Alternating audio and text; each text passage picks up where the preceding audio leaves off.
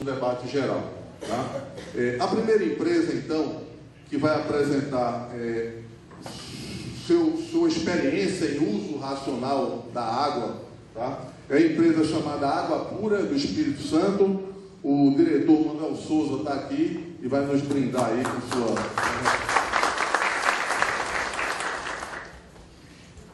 Bom dia, senhoras e senhores. Primeiramente, um grande prazer e um grande orgulho para a Água Pura poder estar aqui nesse centro maravilhoso de sustentabilidade, porque temos certeza que o SEBRAE é o único sistema, a única empresa, organismo brasileiro capaz de unir todos os Brasis e divulgar e disseminar essas boas práticas e essas tecnologias que vem acontecendo. Como o Zé Guilherme pontuou bem, as grandes empresas nacionais, elas já alertaram para a necessidade de concentrar seus esforços na sustentabilidade. A gente fala em gerações futuras. E é necessário que a gente traga essa possibilidade também para as micro e pequenas empresas, né?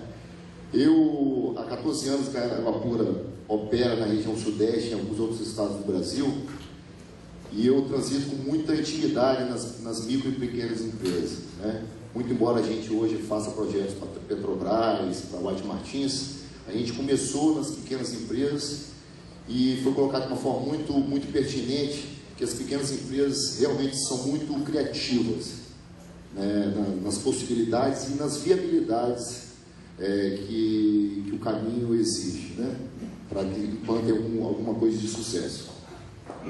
A minha empresa de Vitória, Espírito Santo, e Água Pura, na verdade, pura não tem a ver com a pureza, tem a ver com a abreviação de projetos para o uso nacional da água.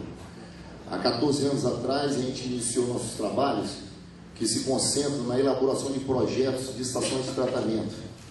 Só que há 14 anos atrás, até mesmo há 10 anos atrás, a obrigatoriedade era que as empresas tivessem estações de tratamento para que devolvessem ao meio ambiente toda a água que elas captavam, ou que compravam, ou que adquiriam de alguma forma, e que utilizavam essa água nos processos produtivos de forma ambientalmente correta.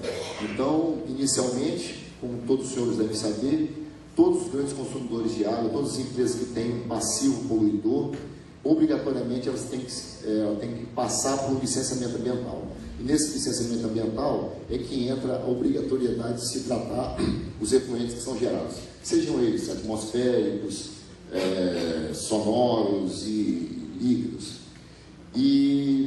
Então, antigamente, as empresas faziam as estações de tratamento para garantir que a água que elas estivessem descartando, seja em rede de esgoto ou seja no rio, tivesse um padrão aceito pelo órgão ambiental, seja estadual ou, no caso, municipal, porque hoje a tendência é a municipalização da gestão ambiental.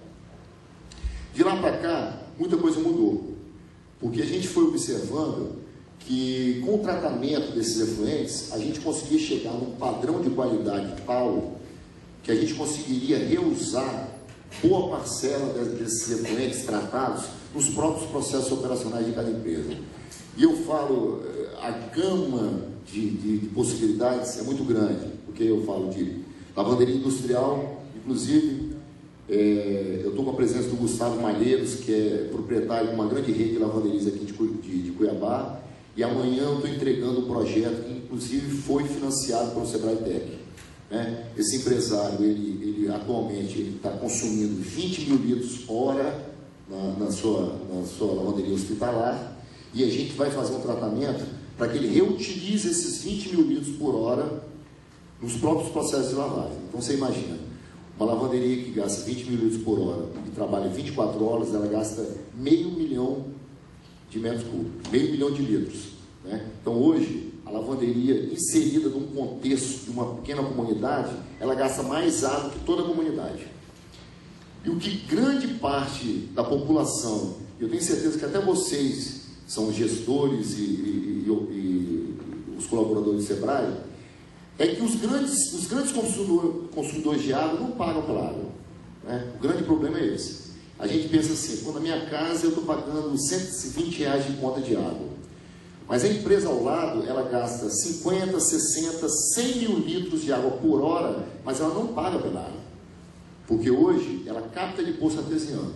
É lógico, existe a gestão da ANA, a gestão estadual dessa atenção à água subterrânea, mas a grande maioria capta sem autorização, utiliza essa água como matéria-prima no seu processo produtivo e o pior, descarta essa água, né, em algumas situações sem o mínimo do cuidado.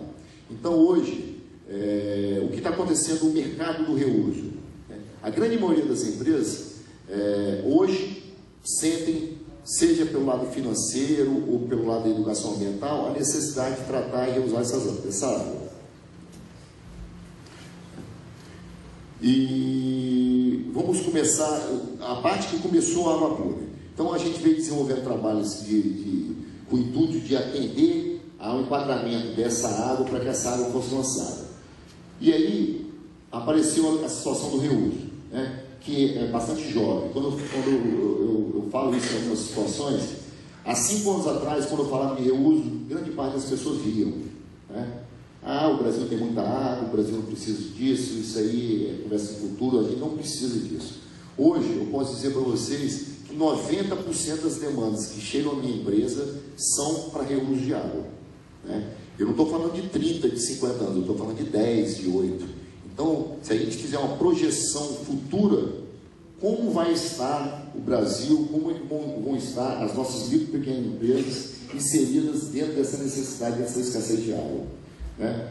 Daqui a uma semana eu estou indo para Pernambuco, Toritama, que é um estado que detém hoje 12% do DINS nacional, que está toda em uma cidade que é Toritama, e a cidade não tem água. Então, não sei se vocês sabem, hoje uma lavanderia que beneficia uma calça jeans, ela gasta muita água. Hoje a gente gasta mais ou menos 120 litros para beneficiar cada peça. Então, por exemplo, uma empresa que beneficia 3.000 peças dia, ela gasta 360 mil litros de água. Então, hoje, 12% da concentração do DINS nacional é feita em Toritama, dentro de um estado que não tem água. Então, vocês conseguem imaginar o transtorno que seria a transferência dessa unidade, desse polo de confecção para outro local que tem água, sendo que transferido para outro local, em muito pouco tempo, o problema da água também aconteceria lá, né? Então, vamos ver, passo a passo, como é que foi essa evolução. O mercado do reuso começou de uma forma seguinte. Primeiramente, o reuso pelo fator financeiro, né? O Gustavo Malheiros, da Lavanderia Alba, ele me procurou pela economia financeira, porque hoje ele capta água de poço artesiano, mas o que está acontecendo em algumas cidades, que também tem muito pouco tempo isso, que as concessionárias de água estão implantando dispositivos hidrômetros na saída. Então, como o órgão ambiental ele não tem fiscal, né, a contento, não tem viatura, não tem carro, não tem uma estrutura pequena, o órgão ambiental ele não tem como vistoriar e fiscalizar todas as empresas que estão operando. Então, qual foi uma saída que foi bastante aceita em São Paulo, na região sul? A gente não quer saber se ele está pegando água de um poço, de 2 poços ou de 3, porque às vezes o empresário, mas ele tem 12 poços, e ele fala que ele capta 5 mil litros, mas na verdade ele tira 100 mil litros por hora. Então, como o órgão ambiental não tem capacidade para atender toda essa necessidade de fiscalização, eles fizeram o quê? Eles botaram o hidrômetro na saída. Então, hoje o Gustavo, estou me reportando ao Gustavo, que é um projeto daqui, Mato Grosso, ele capta 20 mil litros por hora no poço artesiano, e quando implantaram o hidrômetro na saída, ele começou a pagar metade da conta. Porque, não sei se os senhores sabem, quando a gente paga, por exemplo, Belo Horizonte, a gente paga R$ 8 o metro cúbico. Metro cúbico são 1.000 litros de água. Quando eu compro essa água, pago R$ 8, na verdade eu estou pagando 4 pela água e 4 pelo esgoto. Então, a água está entrando, eu estou pagando a metade do valor pela água. Só que quando eu for jogar essa água fora, ela vai correr pela tubulação, pelas manilhas do sistema de saneamento municipal. Então, o saneamento ele não pode exceder efluentes de uma empresa que não paga para usar a rede. Então, foi uma forma de você dividir. Metade é a entrada, metade é a saída. A partir do momento que ela poderia água captava água de poço mas ela tinha que pagar o ônus do pagamento da metade que seria a despesa, só essa metade já viabiliza o projeto. Quando eu falo em projeto, às vezes as pessoas podem pensar, ah, mas o Rio de Água é uma coisa impressionante, quando a gente fala em Tetra Pak, investimentos de 14 milhões, eu estou falando aqui de investimentos que variam de 30 mil a 200 a 300 mil reais. Né? Há 10 anos atrás as tecnologias não existiam, hoje, enquanto nós estamos reunidos conversando isso aqui, pessoas estão quebrando cabeça para viabilizar ainda mais, transformar produtos químicos e tornar acessível e disponível essas estações. Então, por exemplo, hoje, eu inaugurei há 2 semanas atrás um posto de gasolina em Divinópolis, na região de Divinópolis. São 8 rampas de lavagem em caminhões. Eles gastam 10 mil litros de água por hora. Então você imagina, esse poço, ele pegava a água do poço artesiano e ele tinha, se ele trabalha 24 horas, 10 mil litros por hora, ele gasta 240 mil litros por dia. Ele tirava 15 mil litros de água por hora do poço artesiano. Então o poço dele, com 14 horas, atendia a demanda de água. Acontece que o poço artesiano, com o tempo, ele vai perdendo essa sua capacidade de fornecer água, ele vai exaurindo. Então, de 15 mil caiu para 12, aí já não dava 15 horas, já tinha que ficar 20 horas ligado, daqui a pouco caiu para 9 e hoje está em 6. O poço dele só fornece 6 mil litros, menos da metade do que fornecia antigamente. Então você imagina, mesmo ligado 24 horas, ele só tem água para metade do dia. Nessa situação, o reuso é condição sine qua non para a sobrevivência. Né? E quando a gente pensa, nossa, mas o reuso de água, o projeto é caro. Eu estou falando de um investimento da faixa de 80 mil reais. Vamos voltar aqui à parte da obrigatoriedade ambiental dos ETS. Pode adiantar um pouquinho. Os fatores que influenciam os empreendedores para a implantação de unidades de tratamento. Bom, maravilhosa situação, porque como o meio ambiente não tem capacidade, os órgãos ambientais estaduais e ou municipais, eles não têm força de trabalho para atender toda a demanda de fiscalização, algumas atitudes foram criadas que são altamente benéficas para o meio ambiente, como por exemplo, a necessidade de linha de crédito. Todo pequeno e médio empresário ele precisa de dinheiro, ele quer trabalhar com dinheiro do banco, ele quer trabalhar com dinheiro do Banco de Desenvolvimento. Só que para ter acesso a essa linha de crédito, ele tem que obrigatoriamente ter licença ambiental. E na necessidade de ter a licença ambiental, ele tem que ter a estação de tratamento. Então vocês veem, de uma forma diferente, o meio ambiente está sendo melhorado. Porque, imagina, eu fiz uma estação de tratamento com laticínio que existe há 55 anos. Ele nunca teve unidade de tratamento. Sempre jogou o efluente dele no rio. E aí, há 3 anos atrás, eu fui chamado e numa conversa, no quebra-gelo, a pessoa confidenciou que ele estava fazendo a licitação, porque ele estava precisando pegar dinheiro do banco, e para pegar dinheiro do banco ele precisava ter a licença de operação. Então, de certa forma, essa iniciativa dos órgãos de exigir do empreendedor a licença ambiental força que o empreendedor se enquadre dentro das normas ambientais. O atendimento às condicionantes impostas pela exportação dos produtos. Hoje, por exemplo, uma empresa de mármore e granito, que hoje o Espírito Santo é forte nisso, Cachoeira Itapemirim, hoje, empresa implantada por 10 milhões de reais, se ela não tem a licença, as pedras beneficiadas ficam no porto e não são exportadas. Então, a necessidade de você ter que enquadrar a sua empresa para que você atinja as condicionantes para exportação é outro fator que impõe também a necessidade do tratamento e do reuso de água. Atendimento às condicionantes impostas por certificações. A ISO 9, a ISO 14, eu dei o exemplo aqui também do SASMAC, que eu faço muito tratamento e reuso de água para empresas que trabalham com produtos químicos. E hoje as empresas que trabalham com produtos químicos, aí no caso do sistema de segurança, elas têm que ter. Então, por exemplo, é muito curioso você chegar numa empresa que opera 50 anos e descobrir que aquela empresa te procurou para fazer um tratamento, que era uma coisa que ela devia ter feito há 50 anos atrás, única e exclusivamente porque ela quer fazer parte do sistema de certificação. Né? De certa forma, para nós, na área ambiental é muito bom. Né? Vamos agora entrar na parte do reuso, que é o nosso carro-chefe, que é o forte. Os fatores são motivantes do reuso. Vamos entender, passo a passo, sem hipocrisia, por que as empresas nacionais hoje optam pelo reuso. Economia financeira. Esse aí é o ponto mais importante, a gente não pode ter, falar de outras palavras. Só para citar um exemplo. Eu fiz uma lavanderia em Belo Horizonte, ela gastava 90 metros cúbicos dia, e lá em Belo Horizonte o custo do metro cúbico está a R$ 8,50. Então ela pagava R$ 720 por dia de água. Então, no mês, geralmente dava R$ 18 mil, considerando 26 dias úteis, 18 mil, 19 mil, 17 mil, isso um histórico de 6, 8 anos. Né? Com a implantação do processo, a conta dela caiu para R$ 2.800. Só para que vocês entendam, a matemática é muito simples. Essa empresa, ela comprava água na segunda-feira, terça, quarta, quinta, sexta, sábado. Então eram 6 aquisições de água por semana, vezes 4, 24.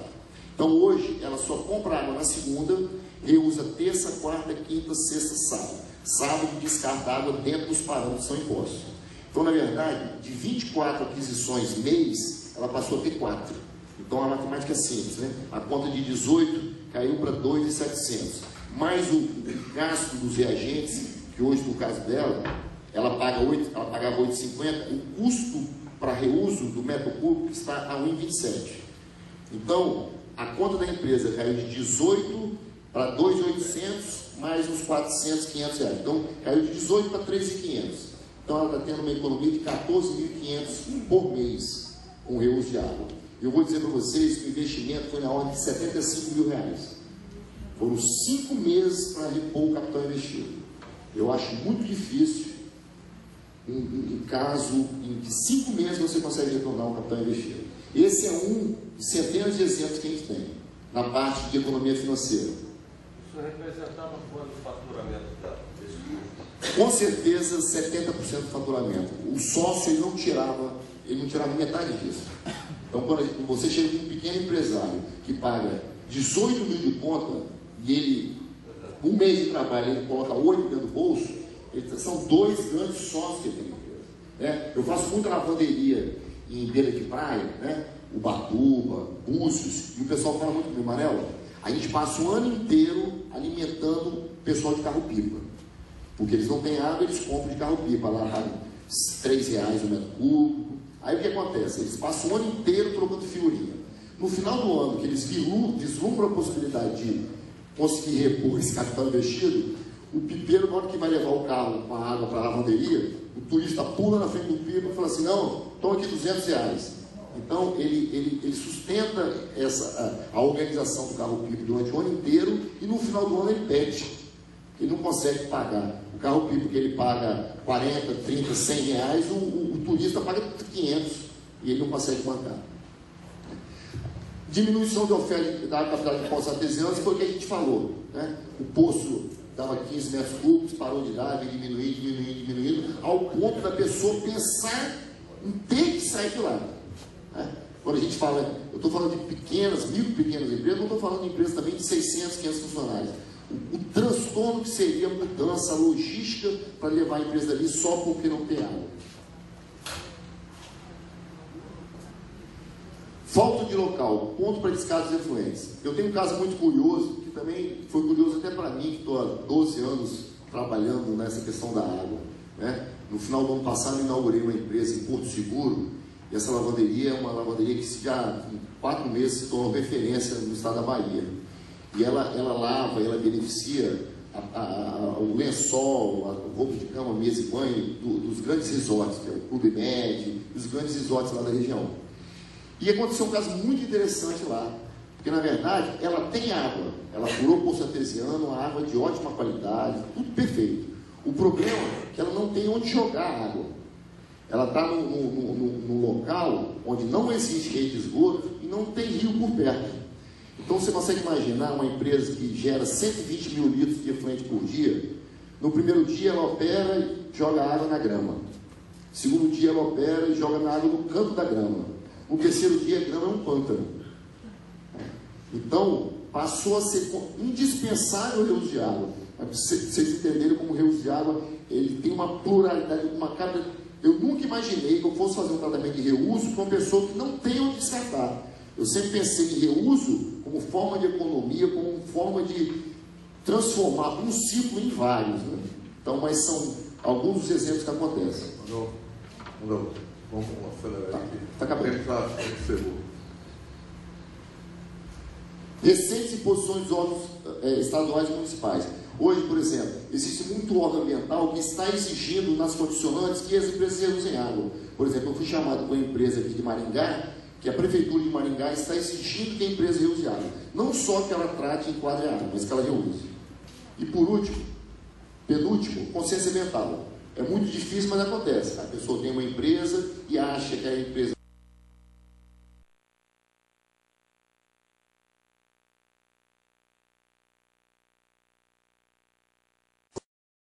processo, ela ganha com isso. Então, por exemplo, hoje eu tenho feito muitos postos, lava-jato de rua, com a estação em vidro, de forma que a pessoa que vai lavar o carro, estando com um filho pequeno, papai, o que é aquilo ali? Ali é o reuso de água. Aí ele vê a água entrando preta e saindo transparente, ele reusando. Mais importante do que reusar 3, 4, 5 mil litros de água, é a consciência que ele consegue vender. Porque a criança que vê um posto de gasolina reusando água de lavagem, ela não vai deixar a porteira aberta na hora de escovar o dente. Então, mais importante, às vezes, que as ações é o que, na verdade, em termos de consciência ambiental, o que ela pode prover para o futuro, para as gerações futuras. Muito bom. Obrigado. Excelente, Manuel. Muito obrigado.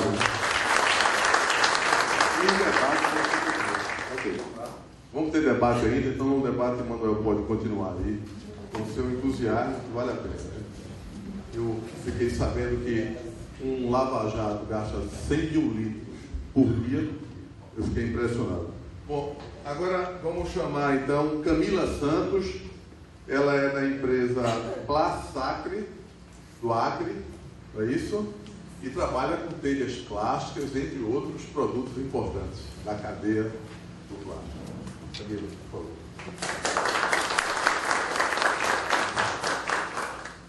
Bom dia a todos. Também é uma enorme satisfação estar aqui dividindo essa atividade que a gente faz. Eu sei que também vou colher boas ideias com o pessoal que está aqui hoje. Eu tentei resumir o máximo possível as informações, porque a reciclagem ela é um assunto amplo e eu teria informações aqui para passar o dia com vocês, mas eu tentei resumir as principais informações do nosso sistema. O plástico ele é o maior vilão hoje que a gente encontra no meio ambiente, não só pelo seu tempo de decomposição, que vai em torno de 200 anos, mas também por ser o material mais utilizado hoje em nosso meio. Ele vai desde utilidades domésticas até empresas, por exemplo, automotivas. Hoje um carro ele tem muito mais peças plásticas do que antigamente. Só para você ter uma ideia, no Oceano Pacífico tem um vórtice de resíduos que ele tem 15 quilômetros de extensão por 1 metro de profundidade. Estima-se que nesse vórtice tenha 200 mil toneladas de plástico que está flutuando no Oceano Pacífico de um lado para o outro. O velejador Amir Klink, ele diz que ele viajou durante 7 dias no meio desse vórtice. Então, durante 7 dias, ele só velejou no meio de resíduos. Então, aí a gente tem uma noção de como é consumido o plástico, de como ele não tem uma destinação correta. A Plasacre, ela tem um processo verticalizado. A gente trabalha desde da coleta do resíduo, a transformação desse resíduo e a comercialização dos produtos que são transformados através do plástico, tá? Pode passar, por favor. Então, ela industrializa produtos utilizando o plástico descartado, seja ele oriundo da coleta seletiva realizada, no caso do Acre, do projeto Qatar, ou através também do fornecimento de empresas que seguem essa cartilha de dar a destinação correta dos seus resíduos, sucatões, enfim, o pessoal terceirizado. Então a gente capta esse resíduo plástico de Rio Branco para fazer a transformação dos nossos produtos, tá? A nossa preocupação também não é só estar recuperando esse plástico, mas também estar oferecendo produtos com qualidade. Então, para isso, a gente tem uma inspeção de qualidade no nosso processo, e tanto é que o nosso carro-chefe são as telhas plásticas e que nós damos a garantia de 20 anos de durabilidade dessas peças. Essa garantia ela é apoiada pelo IPT, Instituto de Pesquisa Tecnológica, pela Falcon Bauer, e agora a gente está também com o selo ecológico, que não é só a qualificação do produto acabado, mas também de todo o nosso processo. Aqui são alguns produtos que a Plazacre industrializa: conduíte, mangueira, o mourão em madeira plástica, hoje substituindo as estacas de madeira, e as telhas plásticas recicladas. Conseguimos afirmar hoje que é possível, nós desviamos dos aterros 13% do total bruto que é aterrado por dia. Como que a gente sabe disso? Inicialmente, a nossa principal etapa é a triagem, que é onde nos fornece a matéria-prima. Inicialmente, nós tínhamos 120 funcionários focados só na separação. Então, eles se dispunham em uma esteira, que tem 10 metros de comprimento, e a gente conseguia recuperar 10.500 quilos de reciclados, entre plástico e alumínio. A gente, então, fazia a triagem do reciclado durante um dia todo, de 15 caminhões de lixo despejavam nessa esteira. Então, todo aquele caminhão de lixo que passa pelas ruas, pegando todo o lixo, despejava o lixo nessa esteira, e desse total de 105 toneladas, nós conseguíamos recolher 10.500 quilos de recicláveis. Trabalho insalubre, que eram pessoas vasculhando lixo de todos os tipos, e além de ter um baixo resultado, não era um resultado satisfatório para a Plazacre. Então, nós mudamos o nosso foco. O nosso foco passou a ser a coleta seletiva. A gente está apoiando melhor a coleta seletiva para que esse material chegue até nós, além de também estar resgatando esse material dos sucatões, de terceiros. Então, hoje, a gente consegue pegar 14 toneladas de resíduos plásticos por dia. Então, a gente passou de 10.500 recicláveis para 14 toneladas só de plástico. O nosso abastecimento de matéria-prima melhorou, e a coleta seletiva também já vem melhorando com o nosso apoio. De 1% que era conseguido retirar da coleta seletiva de Rio Branco, a gente já conseguiu atingir um número de 4%. Parece pouco, é pouco na verdade, mas já é um avanço aí, demonstra que o nosso trabalho vem surgindo efeito.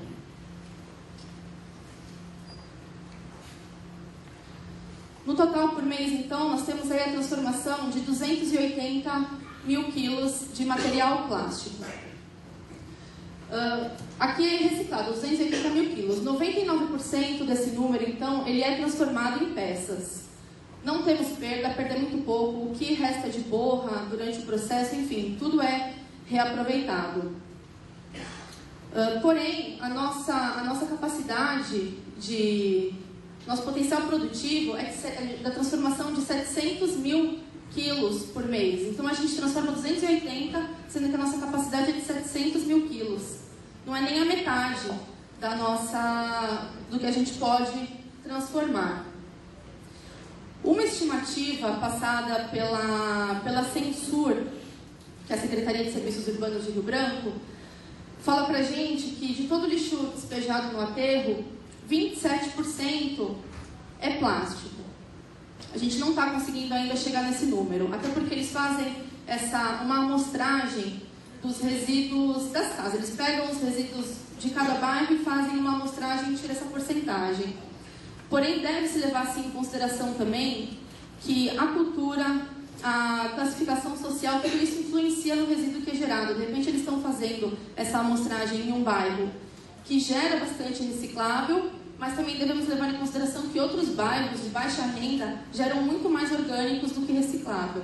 Então a gente está batalhando para conseguir chegar bem próximo dessa porcentagem e a gente acredita que por mês vamos conseguir transformar 567 toneladas por mês de plástico. Já vai ser mais da metade do nosso potencial produtivo.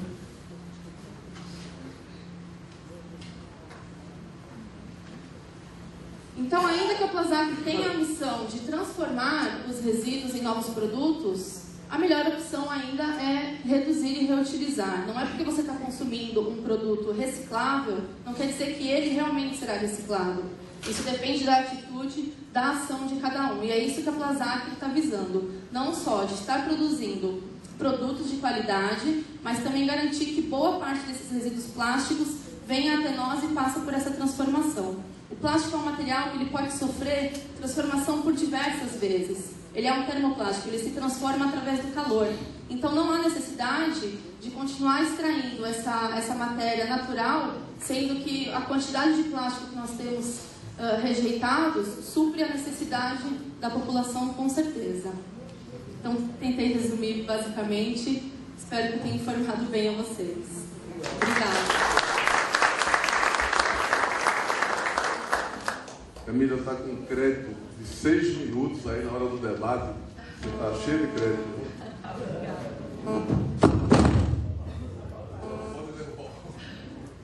É que a gente escorrega, né? Ok.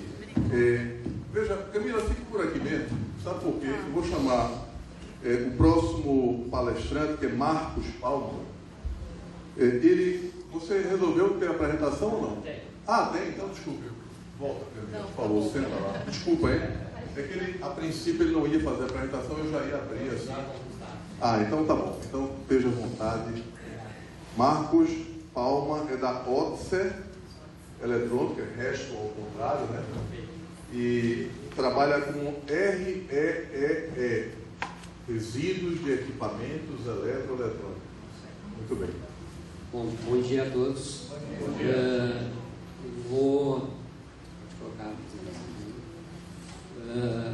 Eu queria agradecer ao Sebrae pela oportunidade de estar aqui falando sobre esse problema tão sério, tão crítico, né, que a gente começa a tratar isso há pouco tempo. A gente sabe que em 98 é que se começou a falar sobre o que se fazer com esse resíduo.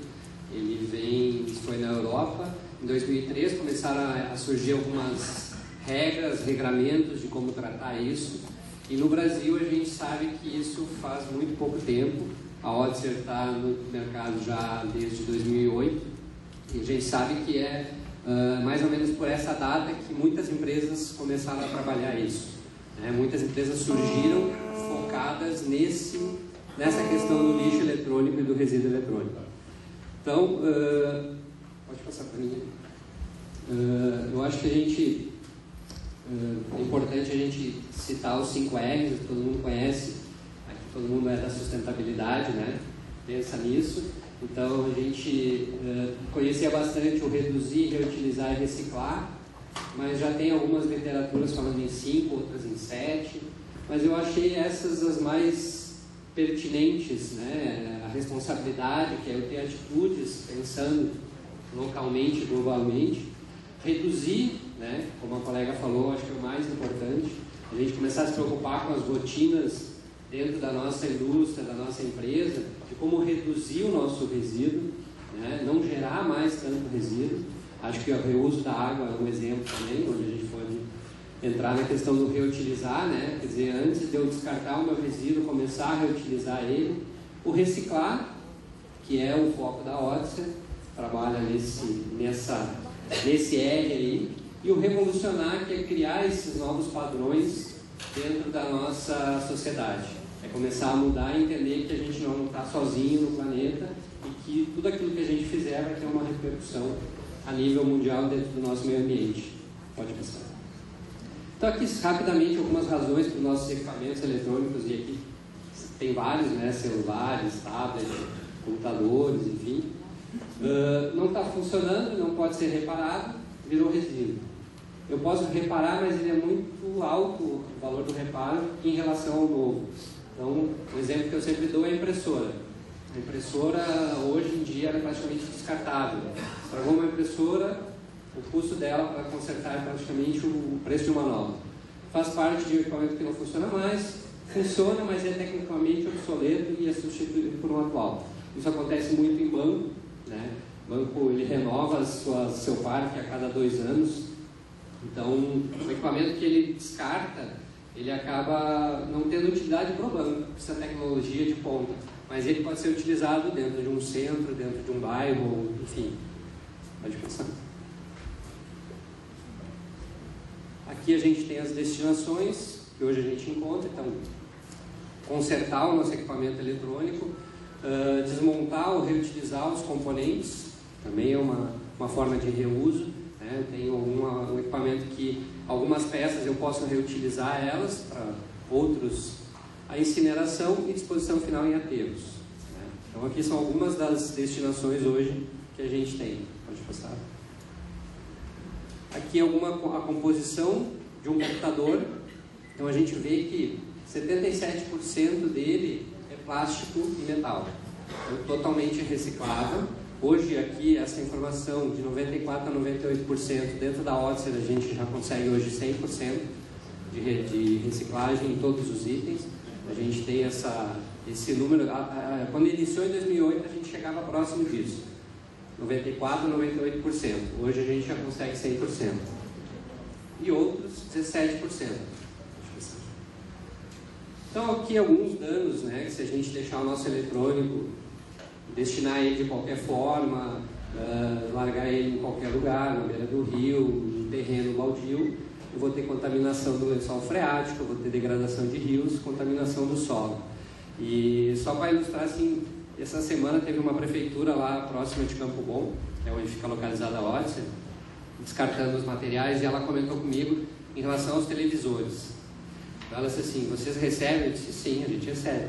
Daí ela disse, porque esses dias a gente foi fazer um mutirão para limpar o rio e estava cheio de televisor dentro do rio. Então as eletrônicas todas tinham largado.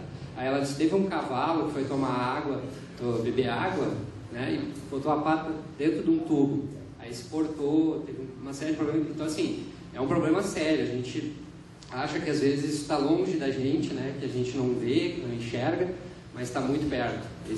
Essa contaminação é muito grande. Então aqui alguns dos metais, né, que a gente encontra nos eletrônicos, os mais conhecidos, os equipamentos onde eles existem. E o interessante assim, as pessoas podem pensar, tá, mas lá na Otser como é que faz? Esses materiais, eles, na realidade, eles estão dentro dos componentes, como a gente está vendo ali. Então o manuseio dele, todo mundo lá dentro da Otser usa EPI, usa máscara, não tem que mexer. Então tem toda essa preocupação de que eles não tenham contato direto. Mas se eu deixar isso atirado em qualquer local, com certeza esses metais vão começar a cair e contaminar o solo. Então vamos falar da reciclagem. E o trabalho da Otser lá, o que é? É recolher esse material, tá, eletrônico, levar para dentro da empresa, todo ele é desmontado, tá, manualmente. A gente sabe que hoje existem equipamentos que fazem essa desmontagem, só que esses equipamentos são todos eles importados e têm um custo muito alto. Então, hoje, qualquer uma das empresas que trabalham, que a gente conhece, seja em qualquer lugar do Brasil, trabalha manualmente. Então, são pessoas parafusadeiras, desmanchando, retirando todos os metais e retirando os equipamentos, os componentes. Então, ferro, plástico, fio, alumínio. Então, todos esses materiais a gente segrega no processo, a gente separa eles. Então, eu pego um computador, tiro o ferro, são as laterais, tiro o plástico que é na frente, dentro eu tenho a placa eletrônica, eu tenho o HD, eu tenho o cabo, eu tenho a fonte. Então, tudo isso eu separo e o que eu consigo fazer de reciclagem no Brasil é feito. O que eu não consigo? As placas eletrônicas. As placas eletrônicas, elas são todas enviadas para fora do país. Não existe usina no Brasil para fazer isso. Retirar os metais, porque na verdade a placa eletrônica, qual é o processo? É feita uma retirada dos metais sejam preciosos ou não, das placas. No Brasil a gente não tem essa usina, só fora do país, como alguns países ali que eu estou citando. Então, existem pesquisas que a gente conhece, é parceiro, né? Isso é uma outra preocupação da Otser, fomentar a questão da pesquisa, ser parceira. A gente tem um pesquisador da URGS que nos visitou, que quer montar uma máquina que possa desmontar mais rápido, que não precisa ser tão manual. Enfim, a gente é parceiro nesses processos de pesquisa. Mas, assim, não se conseguiu ainda uma forma de fazer isso aqui no Brasil, porque o volume precisaria muito grande, né? Então, assim, a gente tem prata, ouro, zinco, tem índio, tem paládio, tem vários metais aí muito que tem um valor muito alto no mercado, mas que a gente não tira isso aqui no Brasil. Então, o entrave é o volume, porque é muito capilarizado, né?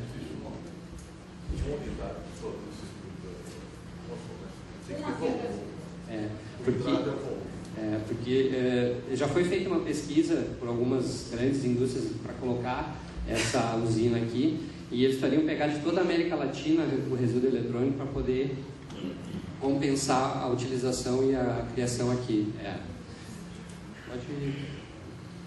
Então ali a gente, alguns dados, né? A gente descartava 5 anos atrás, durava 5 anos para eu trocar meu computador, hoje 3, hoje até mais rápido. O celular, eu não vou nem falar, celular é cada 6 meses a gente troca de celular. Então no Brasil, assim, a gente vendeu 14 milhões de computadores. O que isso representa em termos desse resíduo, desse lixo eletrônico?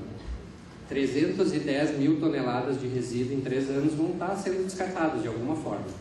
Então, esse é um número que a gente projeta. Hoje no Brasil é perto de 100 mil toneladas por ano gerado de resíduo. O Brasil é o que mais gera resíduo no mundo, tá? De resíduo eletrônico.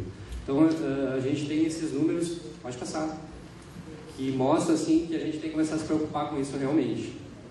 Então ali no mundo são 50 milhões de toneladas de lixo eletrônico gerado no mundo. Então, e a gente sabe assim, ó, no Brasil, o número que a colega da Tetra Pak trouxe de 6% é realidade. No lixo eletrônico não chega a 10% também, o reciclado. Então, você imagina, são quase 100 mil toneladas geradas todo ano, disso só 10% que recicla. O resto não se sabe aonde vai, se vai para o rio, se fica nas empresas, se fica em casa, né? Então, é bem preocupante, e a gente, como empresa lá, tem essa preocupação de fomentar isso. Então, de buscar informar a população para que comece a fazer esse descarte de forma correta. Então, ali o Brasil está entre os 5 maiores produtores, meio quilo de lixo por habitante. Isso é o que o Brasil gera hoje. Pode parecer pouco, mas junta isso no Brasil inteiro é muito. Então, um pouco da legislação. Eu acho que a Otser busca sempre informar isso, porque as pessoas parecem que não entendem que existe a legislação. A gente já tem a política do meio ambiente desde 91, a gente tem dos crimes ambientais desde 98, né? Pode passar. Tem a Constituição Federal lá no artigo 225 que fala sobre a questão do meio ambiente, a responsabilidade de cada um, né? Mas às vezes a gente não...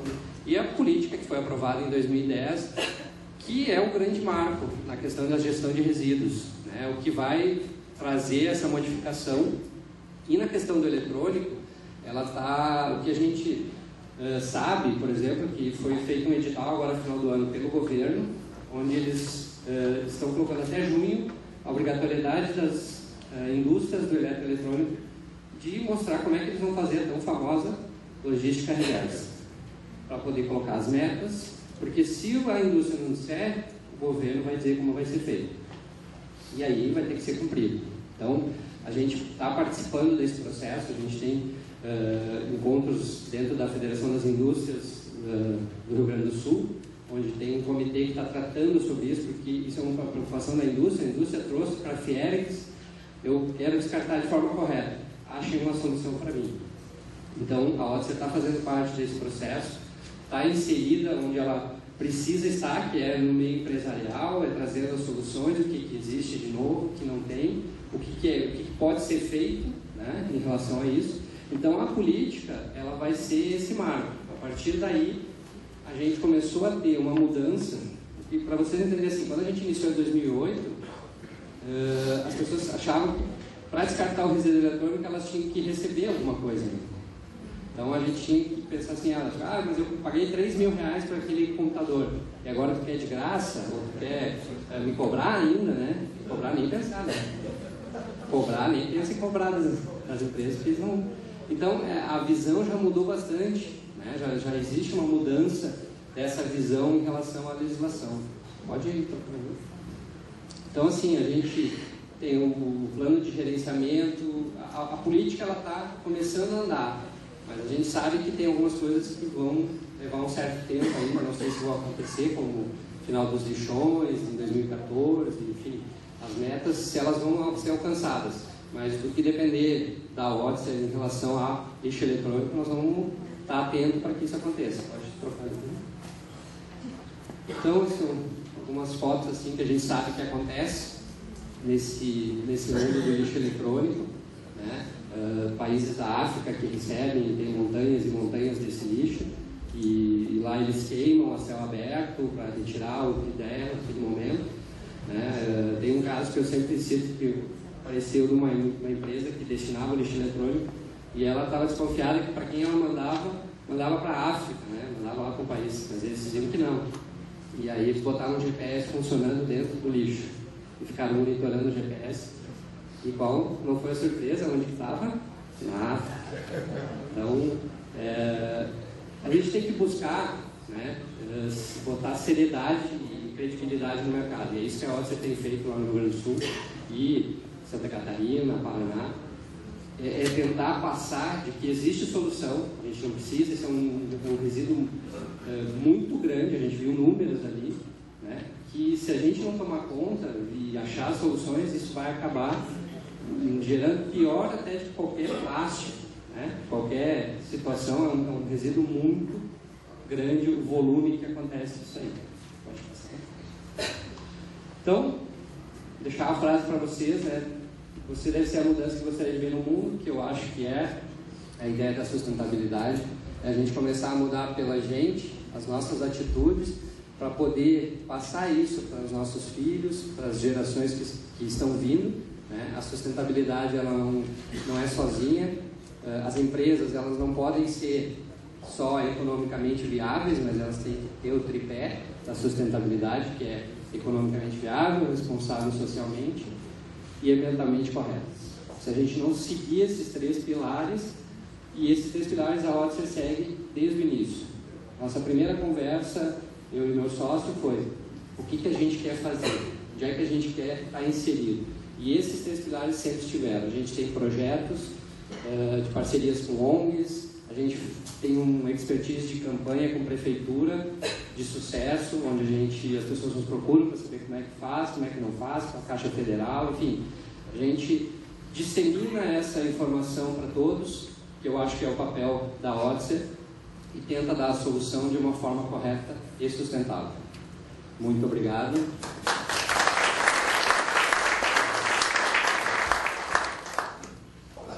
Muito bom. Marcos, ele cumpriu rigorosamente o tempo. Eu queria agora convidar os demais que participaram aqui o Manuel Souza, a Camila, para sentar aqui conosco. Eu também queria ampliar esse debate.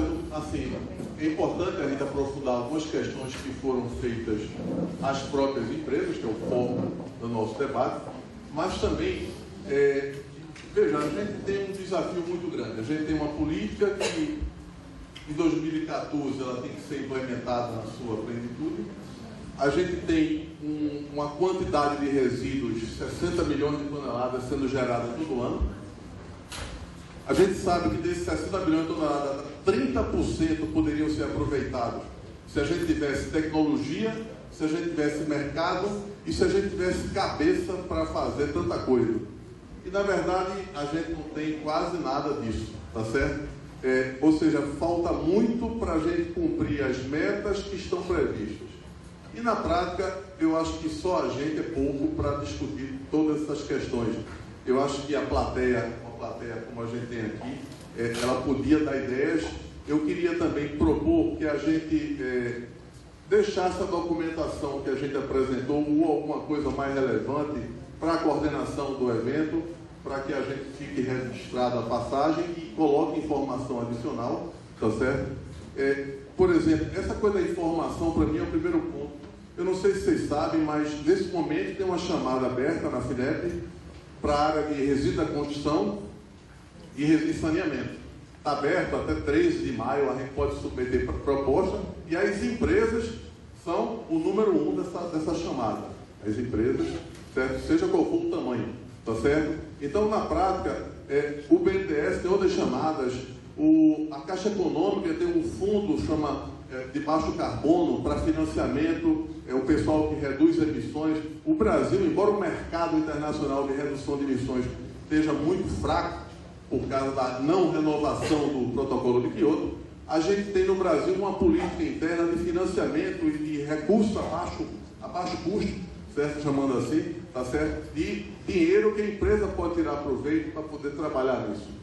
Então, na prática, eu acho que a gente tem pouca informação na mesa. A gente, sei lá, mas eu acho que se a gente trabalhasse com informação, a gente estava mais longe. E eu estou um pouco angustiado com o tempo e com o desafio que é muito grande para a gente tentar se enquadrar. E vejo uma oportunidade muito grande no mercado que ninguém... Veja, eu não sei se as pessoas estão despertando para isso. Por exemplo, resíduo eletroeletrônico, de equipamentos de eletroeletrônico, tem a linha branca. Você falou muito de computadores, mas veja, a linha branca é um gigante, bicho.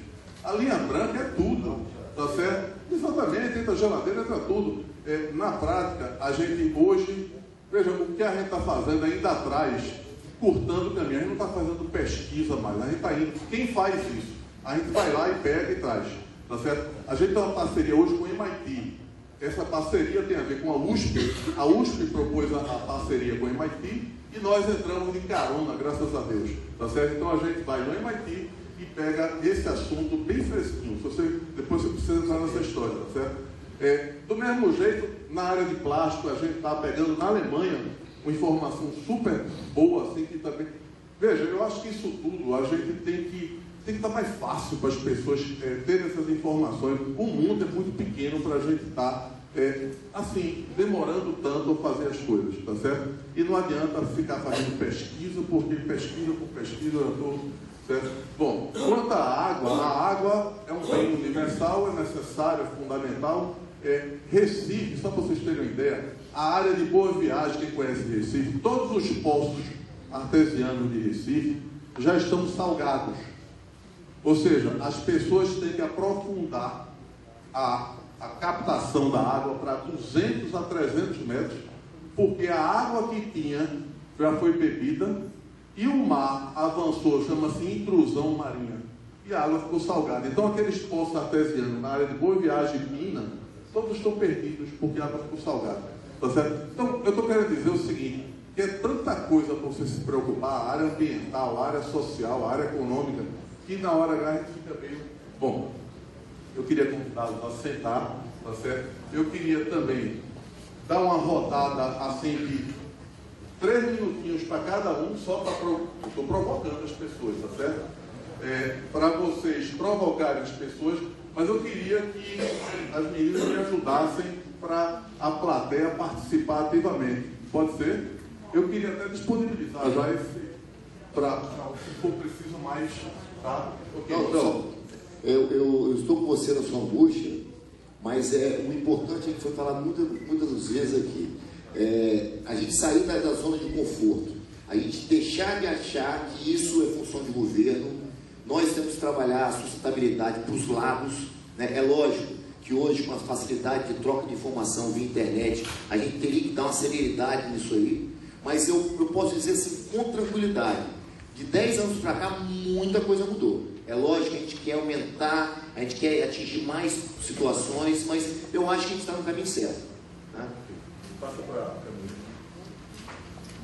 Como você falou também, na reciclagem também a gente não pode ficar sentado esperando que isso melhore. É necessário que cada um tome a sua atitude, parta de si, de fazer a separação entre resíduo sólido ou resíduo, resíduo reciclável, resíduo não ser reciclável, não é uma coisa difícil, é fácil, só que depende da atitude, depende da boa vontade, e é isso que trava todo esse sistema e gera esse problema mundial. Só um detalhe, Camila, a respeito do plástico, né? A Alemanha, ela sabe quanto ela produz de plástico todo ano, que tipo de plástico, o Brasil também sabe, tá certo? Só que ele disponibiliza para todo mundo. Então a gente tem um percentual do que é produzido e o percentual do que vamos dizer, reciclado. Então, as pessoas, quando têm essa informação, as pessoas ficam mais preocupadas, as pessoas ficam... Se a gente fizer a conta, cada brasileiro teria que reciclar 10% do que produz de lixo. A gente produz 1 quilo por dia, certo? Se cada um de nós reciclasse 10% do que a gente produz de lixo, a gente estaria mais ou menos feliz, teria atingido a meta de 30%. Mas eu acho que esses números não estão fáceis para as pessoas comuns. Exatamente. Não adianta ficar só no meio técnico, tem que a população... Camila, você vai falar. Não, mesmo essa questão desse vórtice que eu comentei aqui com vocês, poucas pessoas têm essa noção do que é esse continente vivo que está no Oceano Pacífico, é só lixo, são 200 mil toneladas de lixo no Oceano Pacífico, poucas pessoas sabem disso. Isso é assustador. Uma pessoa velejar durante uma semana só no meio de lixo, acho que é fora da noção do que a gente tem hoje, né?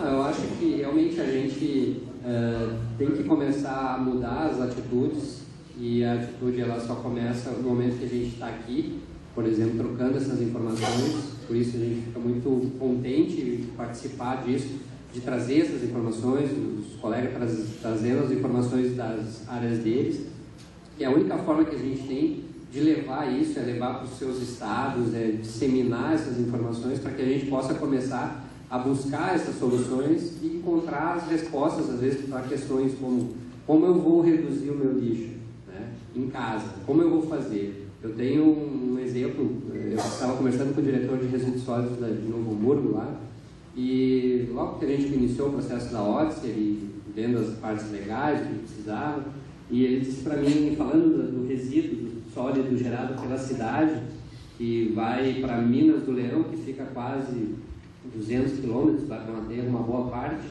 né? Então, assim, ele disse assim, vou te dar um exemplo bem prático, bem didático, né? O que tu faz com o rolinho do papel higiênico quando termina?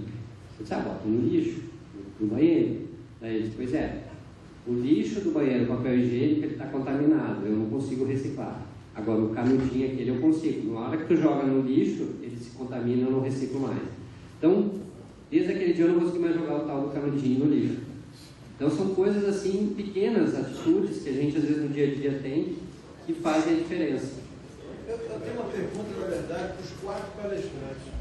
É o seguinte, o que, no enfoque de cada um dos senhores e das senhoras, como vocês gostariam que o SEBRAE pudesse ajudar na atividade de vocês? É pergunta para os 4, inclusive para ter trabalho. Pela ordem.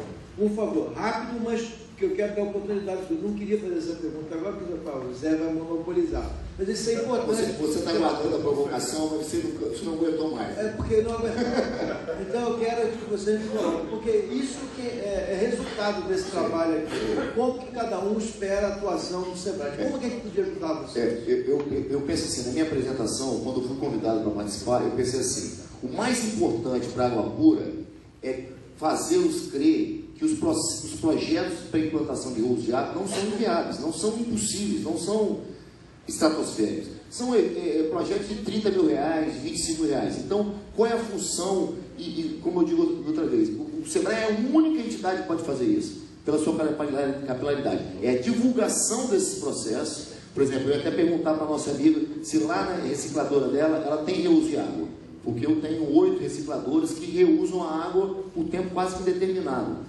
Então, na verdade, é divulgação. O SEBRAE está no caminho certo, é acessibilizar, tornar acessível essas informações para que todo mundo tenha acesso. Porque é transparência. Não adianta nós, as cabeças pensantes, os técnicos e a sociedade civil muito organizada saber se a população como todo mundo sabe. Isso aí... Algum comentário? Se não tiver, não tem problema. Eu só estou...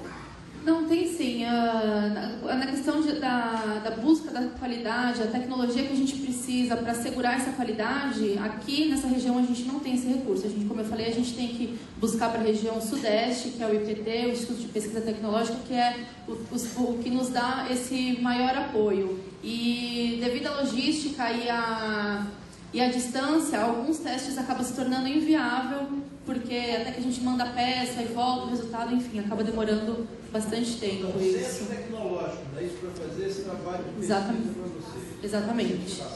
Isso, exatamente.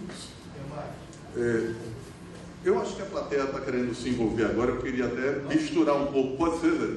Antes da gente responder, tem uma pergunta ali, ó. Só colocar, no caso nosso na PAC, é transferência de conhecimento. Com a capacidade que vocês têm, ter conhecimento da nossa estrutura, do que nós já temos em termos de pesquisa, de conhecimento, e transferir isso para a rede. Sueli, você está ouvindo tudo isso, né, Sueli? Eu vou cobrar você. José Paulo. Eu queria uma pergunta para o Manuel Souza. Vamos acabar. É uma pergunta nova ou é dentro desse assunto? Não, é outro assunto. Não, então, eu queria te pedir só para a gente concluir aqui a rodada. É porque a gente está respondendo aqui a pergunta, ainda não concluiu. Só faltam duas respostas. Eu concordo que é transferência de conhecimento, é o SEBRAE poder disponibilizar um evento como esse, mas fomentando que as empresas venham. A gente está dentro lá do Rio Grande do Sul, dentro do projeto da cadeia do petróleo e gás, e foi assim que a gente capacitou muitas situações dentro da empresa. Então, acho que o papel do SEBRAE é esse, é botar o conhecimento, disseminar o conhecimento, é trazer as empresas que têm casos de sucesso para mostrar para os outros. Então, basicamente esse, eu acho que é o papel do SEBRAE. Uma propaganda para o nosso homem de dinheiro aqui, ó. Uma propagandinha nossa da Globo, no horário nobre, com essas propostas todas, de repente podia ajudar bastante. Eu fiz uma palestra na Rio Mais 20 sobre esse assunto para provocar as pessoas. E, na verdade, você tem retorno. Tu sabes que eu tive mais retorno de pessoas de fora do Brasil do que do Brasil? É uma coisa impressionante. Só para responder, além de tudo que já foi dito aqui, que eu concordo plenamente, eu acho que tem uma questão aí. A gente tem que entender o Brasil, que o Brasil é diferente. A gente, se tivesse uma ação, uma atitude do SEBRAE, ela não poderia ser igual no Brasil inteiro. Nós fizemos um levantamento, eu vou passar para vocês, que é um levantamento das políticas estaduais que existem no Brasil inteiro, na área de resíduos, claro, tá certo? Aí a gente tem a política federal, tem as políticas estaduais, e eu não entrei ainda nas políticas municipais, porque não vai valer a pena. Mas, na prática, o que você nota é que são posturas completamente diferentes. E as políticas refletem o que o político daquele estado quer e o que a sociedade concorda. Pior é isso, tá certo? Pior é isso. Bom, na prática, então isso é uma coisa. A segunda coisa é um diagnóstico. Um diagnóstico é necessário. Se a gente não tiver um diagnóstico, a gente está perdido. Porque não adianta eu me meter a abrir fazer um produto que não tem mercado, que não tem tecnologia disponível. Então, qualquer doente, para fazer uma operação, ele precisa fazer um check-up antes, tá certo? Então, não vamos ser aventureiro e jogar dinheiro no lixo, mais ainda, tá certo? Sem fazer um diagnóstico antes. Então, eu acho que o SEBRAE podia ser incentivado a compreender o que existe em cada uma região do país e incentivar também conhecer melhor e fazer com que o empresariado conheça melhor o que está acontecendo do lado dele. A gente também pegou as tecnologias que existem disponíveis no mundo. Eu quero também passar para vocês isso, para vocês disponibilizarem na página. Muito obrigado. Professor Fernando, eu queria pedir licença, quanto à comunicação, né? Foi falado aqui sobre disponibilizar, os empresários estão pedindo que a gente disponibilize, né? Mais informações para todo o Brasil, para que a gente possa potencializar estes casos e que possam ser conhecidos e reconhecidos. No próximo mês nós vamos estar disponibilizando um portfólio de casos empresariais no site do Centro SEBRAE de Sustentabilidade. Tem 70 casos empresariais como dos nossos convidados aqui. Nós escolhemos 20 casos deles e eles vão estar disponíveis para todos os estados no próximo mês, para que vocês divulguem em seus seminários, em seus eventos, para que vocês possam levá-los.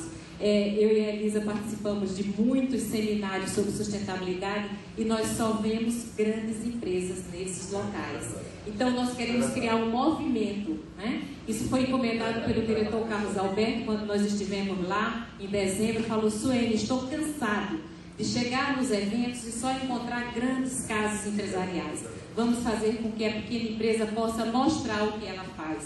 Então, nós já estamos construindo esse portfólio, ele está em operação já na empresa de comunicação e no próximo mês nós vamos ter 20 casas que vocês podem usar nos seminários. Os empresários já se disponibilizaram, já assinaram aquelas normas todas que podem divulgação de imagem e tudo mais. Obrigada. Daí a importância dos diretores do SEBRAE, meus amigos e minhas amigas, estarem presentes, porque os técnicos muitas das vezes propõem as diretorias. Mas se a diretoria do SEBRAE não estiverem sensibilizadas para isso, entra no ouvido, sai no outro, e quem está perdendo é a sua atividade. Por isso que eu provoquei que os empresários mesmo falassem isso, porque eles são empresários. Da mesma forma que a gente no SEBRAE trabalha com vendas, com marketing, com produção, não sei o quê, a gente tem que trabalhar agora com os empresários inovadores, e empresários do futuro, que têm compromisso com a vida, que são esses e mais os outros 70 que a Suene falou, e que certamente no Brasil são centenas. Mas são micro e pequenas empresas. Agora, quem é que vai criar o espaço para micro e pequena empresa? Você acha que a Globo? Não vai. Só o SEBRAE. Nós, entre o SEBRAE, que o negócio nosso é micro e pequena empresa, nós é que temos que criar os espaços para micro e pequenas empresas. Não, e para ver como que o discurso bate. Quando eu comecei a estudar, eu ouvi a casa. A Vitória Vale implantou o sistema de reúne. Gente, você só ouve falar de empresa grande. E 99% das empresas estão aí nos seus bairros, na comunidade circunvizinha. Ninguém fala dessas empresas. Né? E agradecendo, Suene, maravilhosa essa iniciativa de vocês do portfólio, né? Que vai realmente colocar mais acessíveis possibilidades aí. Agora, só para completar, só tem 70, porque 70 que foram alimentados pelo fórum. Nós gostaríamos que tivesse 700.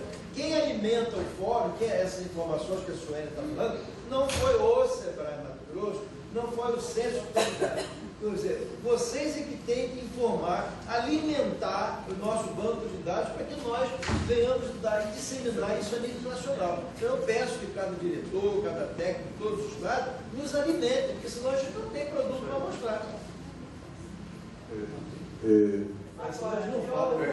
Vamos então, você está com o microfone na mão e a quanto? Esquentando. Então, a pergunta para o Manuel é mais até para divulgar, né? Você poderia dar um exemplo rápido, como que é a implantação do seu projeto e sua tecnologia nacional? A tecnologia nacional, na verdade, a gente tem um processo, e o que tornou a água pura viável é a transformação desse processo dentro da realidade de cada um. Então, por exemplo, hoje, você sabe que hoje pedreiro é uma mão de obra escassa no Brasil inteiro. Então hoje a gente consegue fazer estação de tratamento com caixa de fibra padrão Fortileve, que é encontrado em qualquer loja de material de construção. Então, na verdade, a concorrente da água pura é a empresa que fez assim: eu tenho uma estação de 2 mil litros por hora, 3 mil litros por hora, 5, 10, 30. Então quando você liga, fala: eu tenho um lava-jato que eu gasto 2 mil litros por hora, então que a estação é essa aqui. Só que na verdade, o tratamento de efluente, ele é um mix de arte. Ele não é só um equipamento que você on-off. Ele tem que ter conhecimento de produto químico, reagente. Então, na verdade, o que a gente faz? A gente faz um projeto, a gente acompanha a implantação. Quando a obra está pronta, a gente starta a estação, treina e certifica o operador. Não adianta ter 10 mil estações de tratamento. Se das 10 mil, você não tem 300 bom cases para fazer. Então, hoje, eu me orgulho muito de abrir o meu computador na frente do cliente e falar assim: tá vendo? Tem 330 e poucas estações. Bota o dedo em uma aí. Aí ele bota o dedo, eu pego o telefone, liga e fala com o geral. Aí ele diz: eu estou com uma anel da água pura. Não, estou satisfeito. Não adianta ter uma estação. Você tem que ter a estação operando e dando resultado. Então, hoje, essa é a concorrência que eu tenho. Infelizmente, eu não vou poder crescer. Porque se cada projeto é um filho, eu não vou poder sair tendo filho em tantos lugares. Mas a minha concorrência, ela vem da estação por call center. Quando você passa a venda da estação para um vendedor, ele já não se preocupa com a eficiência. Ele quer vender para ganhar a comissão. Né? Então, essa é a diferença. Né? É por isso que a gente está conseguindo galgar tantos bons resultados aí. Muito bom, Manuel. Aqui para o colega. O Ulisses do Sebrae Piauí. Um pensamento que me veio aqui, assistindo essas palestras de vocês, os quadros, especialmente, Para Campinas, eu acho que nem tanto, não é o caso, que é uma indústria típica de indústria, maquinária, etc. Mas dos dois casos de vocês, a senhora até citou ali o caso de conhecimento, mas vocês não teriam, não pensaram algum tipo de tipo assim, me falha agora, não franquia do negócio de vocês para o resto do país? Eu vejo muita assim. O Sebrae oferece muito negócios, oportunidade de negócio. De repente poderia ser disseminado esse negócio em termos de franquia no Brasil também. Eu posso te dizer assim, ó, teve um rapaz de 19 anos do estado de Piauí que nos procurou pelo site, o nosso site, vai lá, coloca o contato, ele nos procurou querendo abrir uma empresa no Piauí para fazer esse trabalho. Nos visitou, conheceu o processo e levou, está na mão dele agora iniciar o processo lá. Então a gente tem esse contato com empresas, com pessoas, eu tenho um contato com uma pessoa de São Paulo, de Brasília, o pessoal nos procura querendo iniciar uma empresa nesse porte e que haja um conhecimento que não encontra isso. Então a gente se disponibiliza a fazer isso. Isso sim, isso a gente faz. No meu caso, exclusivamente, o que aconteceu foi o seguinte: todo consultor com o qual eu troquei ideia, inclusive os consultores do Sebrae que prestam serviço lá para a gente, através da nossa associação que a gente criou, fruto de um questionário feito pelo Sebrae, sempre me posicionava: por que você não faz uma franquia? O problema é que o sucesso da minha empresa ainda está na minha expertise.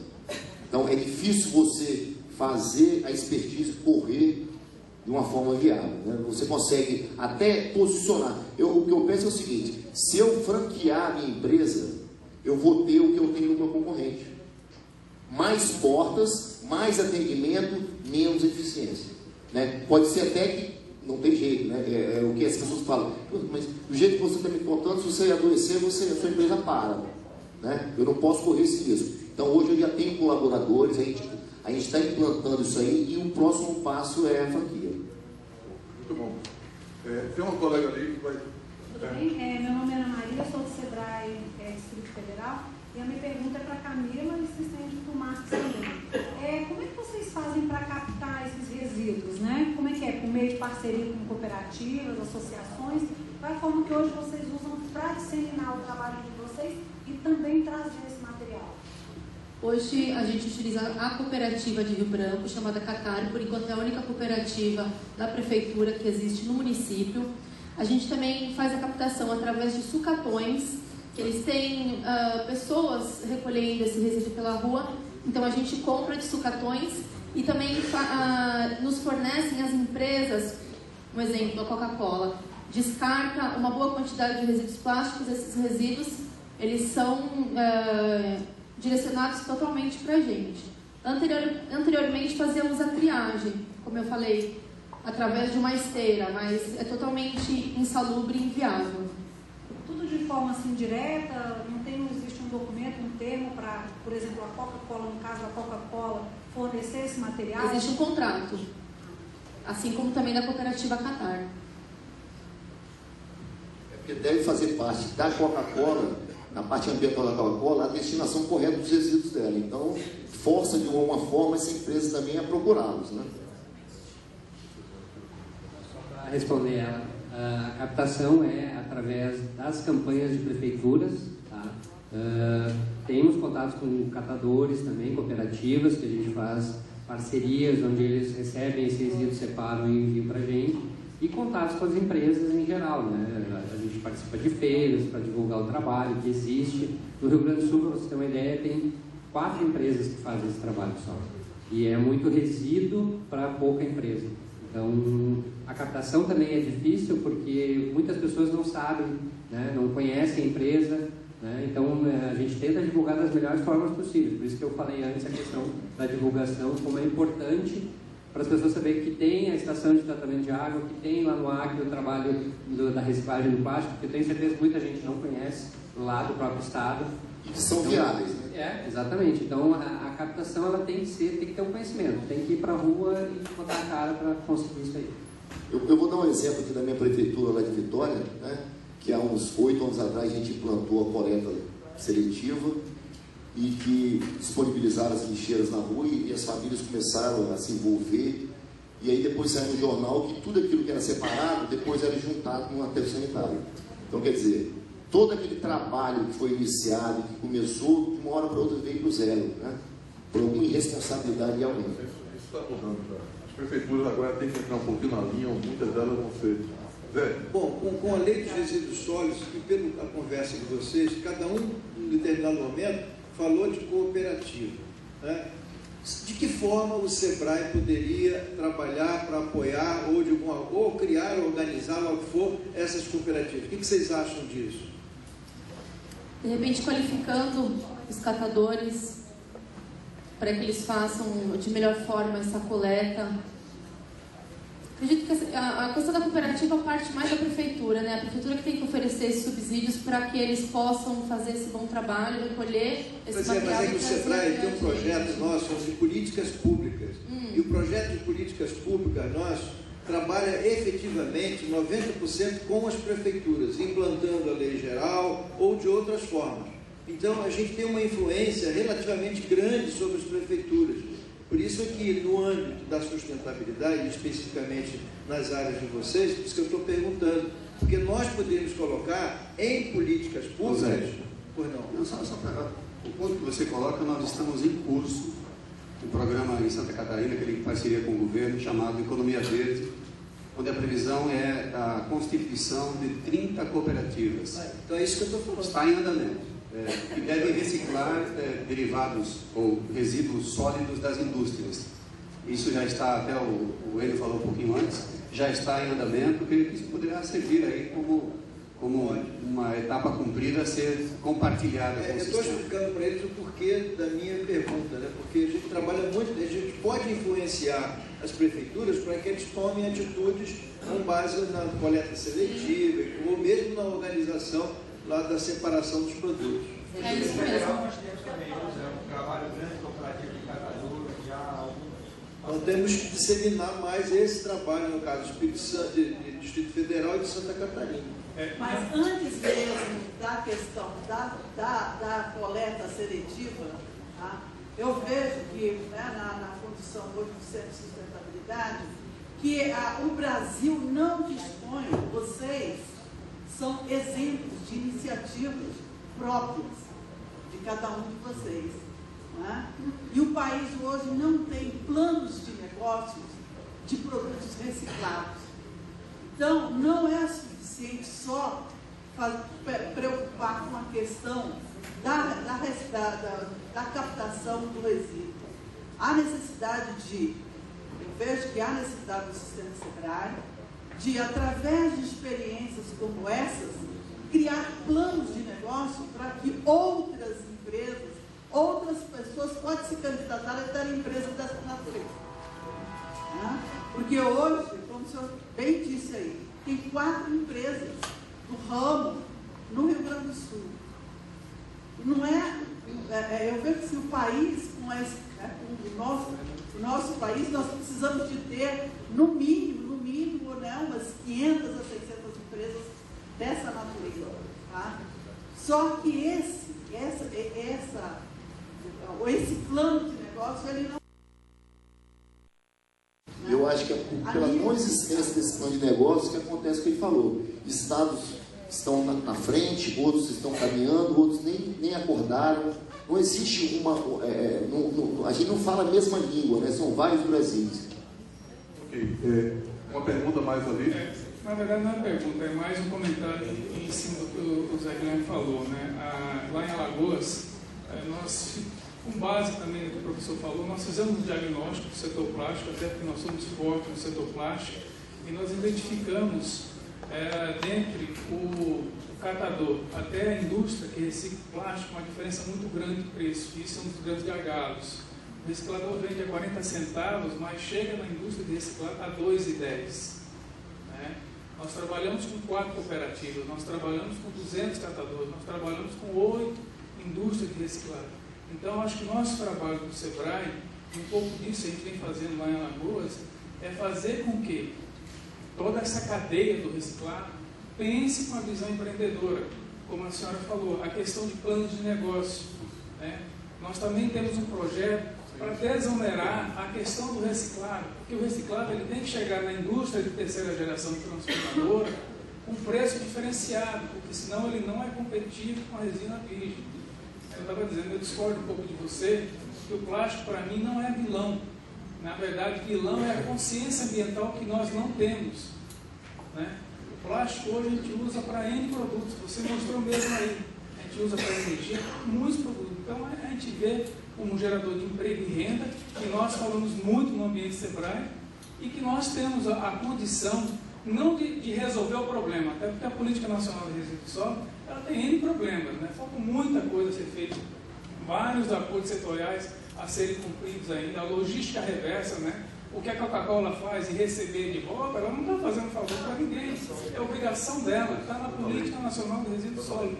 Então nós, do SEBRAE, eu acho que a gente tem toda uma cadeia, catador, reciclador, os lixões, a indústria recicladora, quem vai beneficiar esse plástico, converter no produto. Eu acho que dá para ser feito um plano conjunto. E como o Zé mesmo disse, né, nós temos ações pontuais soltas, que eu acho que nós, do ambiente SEBRAE, encampados pelo SEBRAE Nacional, podemos unir todos esses trabalhos e fazer uma ação conjunta. Olha, pessoal, achei excelente suas colocações. A gente está no último minuto dessa reunião, tá certo? Na prática, o plano de negócio me parece ser a coisa muito importante, porque ele vai depender de onde você está inserido, em que cadeia você quer entrar. Não dá para ter um plano de negócio único para o país inteiro, nem simplesmente disponibilizar, que vai dar furada, essa é a palavra, tá certo?